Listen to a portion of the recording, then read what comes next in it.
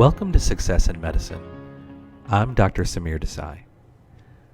Today, I want to tell you about Leslie. I met Leslie a few years ago when she was attending medical school in the Caribbean. Leslie contacted me in October of her fourth year of medical school, October 24th to be exact.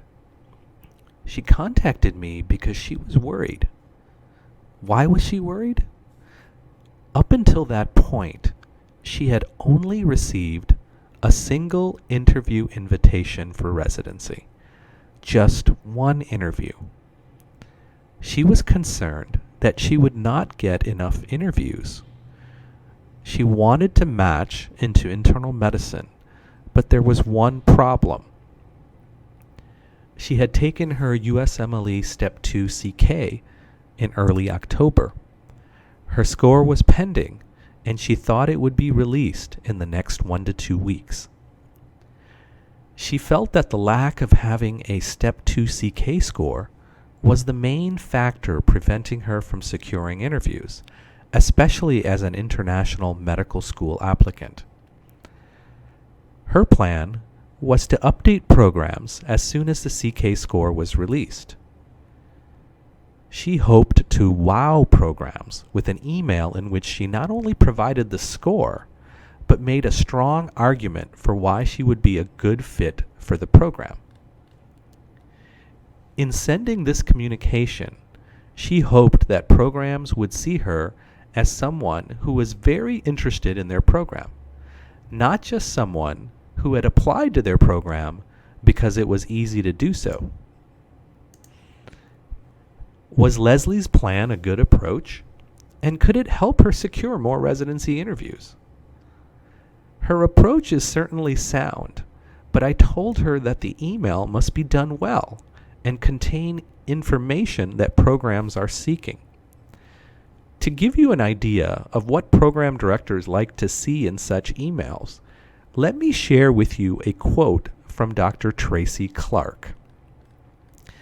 Dr. Clark is the program director of the Pediatrics Residency Program at the Sinai Hospital in Baltimore, a program affiliated with both the University of Maryland and Johns Hopkins University.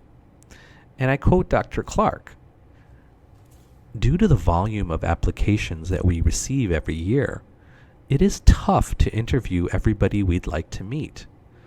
To be honest with you, if we had identical applicants with similar statistics, but one was from Maryland and the other was from the West Coast, we are likely to lean towards the individual from Maryland.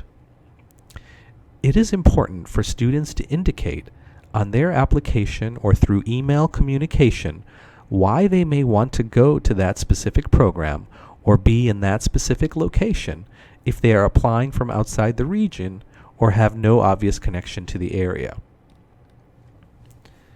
Two things are important to note from Dr. Clark's advice in terms of content.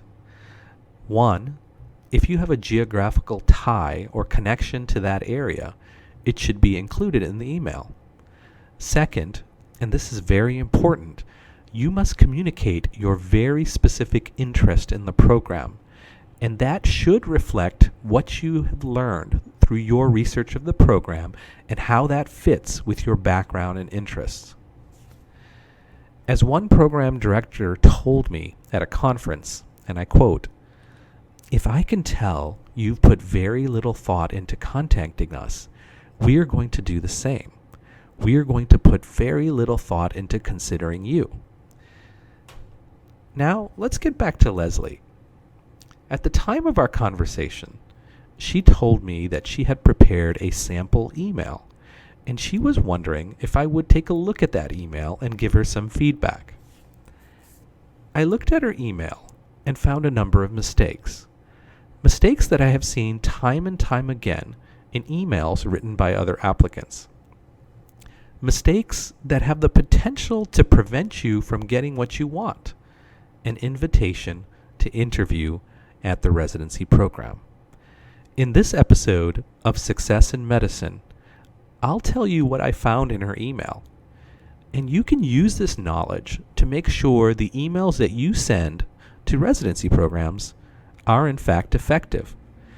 Emails that send the following message: that you are someone that the program definitely needs to interview. But first, let's talk about the importance of communicating with residency programs. Every 2 years, the NRMP surveys residency program directors in different specialties, inquiring about the criteria used by programs to make interview decisions. There are 33 criteria that programs are asked to weigh in on and rate in terms of importance in the residency selection process. One of these factors is the applicant's perceived interest in the program. How important is this factor? In the 2016 NRMP survey, 61% of programs cited it as a factor used to make interview decisions. Respondents gave it a mean importance rating of 4.1 on a scale of 1 to 5, with 1 being not important and 5 being very important. There are many ways applicants can express interest in a program. The most common way is to express interest through email communication. What typically happens is that soon after applicants submit their residency applications, programs begin receiving emails from applicants expressing their interest. It starts off a bit slowly, but then quickly picks up steam. In fact, it's not at all unusual for programs to receive hundreds and hundreds of emails per day, especially in the months of October and November. Unfortunately, many of these emails fail to achieve their intended effect. Leslie's email was one of them. My analysis of Leslie's email showed that it was lacking in different ways. Let me share with you what I found. Leslie opened her email with "Dear Sir." I see a lot of emails that start with "Dear Sir" or "Dear Madam." As a faculty member at the Baylor College of Medicine, I routinely get requests to join my research or hospital team from applicants, and quite often these applicants begin their emails with "Dear Sir."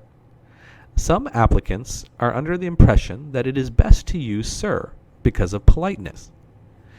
But if you want to make your communication personal, make this about their particular program, it needs to be "Dear Doctor" followed by their last name. Otherwise, it can easily feel like this is an email you're sending to every program. As I continued to read Leslie's email, I noticed the length of her email. Her email was 25 lines long. What's the problem with a 25-line email? It's simply too long. For programs that are receiving hundreds and hundreds of emails a day, emails of this length can easily be overwhelming, no matter how thoughtful or well-written they are. The longer your emails run, the less impact you're making with anything you've written. So an important part of analyzing your email is to ask yourself if everything you've written needs to be included. A useful technique is to ask the question, "Is this necessary?" and to ask this question after you read every line of your email. This can be a very valuable exercise. What you'll find is material that you simply don't need. You'll be able to cut that material out, which will make your email much stronger and more powerful. What else struck me about Leslie's email? Not only was it 25 lines long, it was all one very long paragraph. It didn't look at all pleasing to the eye, and it looked like it would take a lot of work to read it. Her email message needed room to breathe. Leslie could have made it more attractive if she took what she had written and broke it up into several smaller paragraphs. That would have introduced some white space and made it look more visually appealing. This is similar to what we do with a CV. We make sure there is enough white space to enhance its overall look. One other area of concern in Leslie's email had to do with the reason for her correspondence. Leslie obviously had one goal in mind: to secure an interview. But that goal was buried in her email, and you had to read through a lot of text to find out the purpose of her email. And that's something that I see a lot in correspondence from applicants to programs.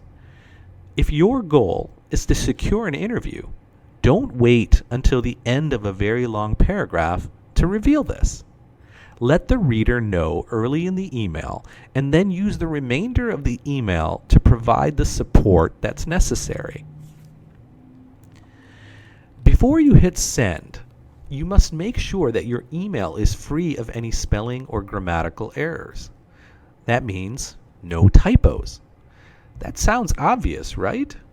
And yet so many of these emails that are sent from applicants to programs contain these errors. In fact, Leslie had several such errors. If you're hoping to come across as an applicant who communicates well and is detail-oriented, qualities that of course are valued in residents, you'll have a hard time being perceived as such if you send emails with grammatical or spelling errors. To avoid this all too common occurrence, let me share with you an underutilized technique with respect to editing emails. And that is to save the email draft and then print it out. Now you'll be looking at it with what I call fresh eyes. You're no longer looking at it on your screen. When you look at something on a screen for a long enough period of time, you may miss things.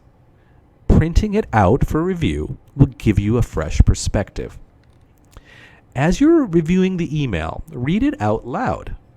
Doing so will often lead you to catch things that you missed, words that are missing, words that are misspelled, sentences that sound awkward. Make note of what you find and then return to your computer to make those edits. I also took a look at Leslie's closing. She ended with cheers rather than using a closing that's more conventional, like sincerely. Cheers might be appropriate for someone you know very well, but you are communicating with people in positions of power, people whom in all likelihood you don't know. So don't use something too informal like cheers. There's one last point I would like to share with you about sending emails. Have you ever clicked send on accident while you're in the middle of your email? Or maybe you completed your email but didn't have a chance to proofread it, but you sent it by accident. If you have, you know how easy it is to do that. And then you have to send another email apologizing for your last email, basically saying, I didn't mean to hit send yet. To avoid this from happening to you, don't enter the recipient's email address until you're finished with everything else. It's really the last thing you should do. Now that I've shared common errors in email communication from applicants to programs, I want to give you the bottom line. With programs receiving record numbers of applications, they are having a harder and harder time deciding whom to interview. Therefore, they will use everything at their disposal to make interview decisions. So a well-crafted email may certainly help open that door and get you the interview invite that you've been seeking. The opposite can also happen, and does quite often. An email with one or more errors may lead an applicant to be removed from consideration. That's how important these emails are. So use your email communication to show programs what an asset you will be to their department and hospital.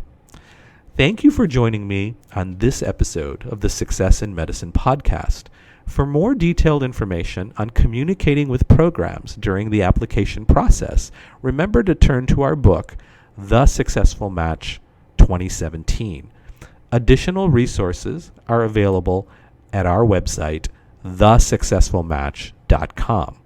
If you're enjoying the content of these podcasts, please do take a moment of your time to provide a review of the Success in Medicine podcast on iTunes. We would really appreciate it. Best of luck to you in the residency match. Until next time, I'm Dr. Samir Desai.